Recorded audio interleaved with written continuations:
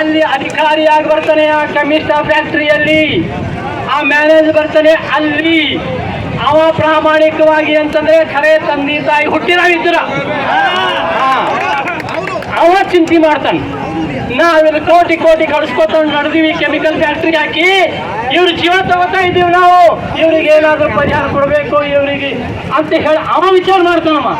ಅವ ತಂದೆ ತಾಯಿ ಹುಟ್ಟಿದ್ರೆ ಮಾಡ್ತಾನವ, ಇಲ್ಲದ್ರೆ ಮಾಡಲ್ಲ ಗುರು.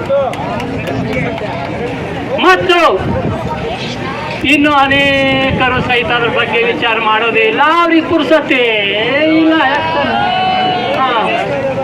ನಮ್ಮ ಸಂಸಾರ, ಸಣ್ಣ ಸಂಸಾರ, ದೊಡ್ಡ ಸಂಸಾರ, ಕರೋಡಪತಿ ಸಂಸಾರ, ನಾನು ಹಿಡ್ಕೊಂಡು ಎಲ್ಲರೂ ಬಸವರಾಜ್ ಹ್ಞೂ ಅಂತಾರೆ ಕಾರ್ಮಿಕ ಅಧ್ಯಕ್ಷ ಅವರು.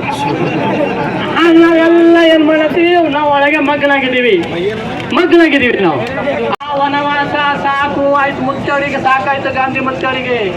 ಅವ್ರ ಕೊನೆಗೆ ಏನಂದ್ರು, ಕರೋ ಯಾ ಮರೋ ಅಂದ್ರು ಅವರು. ಕರೋ ಯಾ ಮರೋ.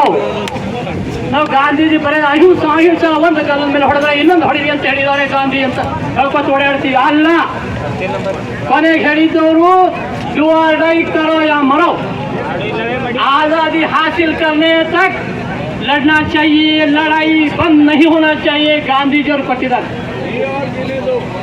ನಮ್ಮ ಈಗ ಏನಾಗ್ತಾ ಇದೆ, ಈಗ ನಮ್ಗೆ ಸ್ವಾತಂತ್ರ್ಯ ಹೋರಾಟ ಅವಶ್ಯಕ. ಕಲ್ಲೂರು, ಕಟ್ಟಳ್ಳಿ, ಹುಡುಗಿ, ಬೆಂಚಿನ ತಳಿ, ಕನಕ, ಹುಣಸಿಗೇರಿ, ಇವೆಲ್ಲ ಜನರು ನಾವು ಬದುಕೋ ಸಲುವಾಗಿ ಹೋರಾಟ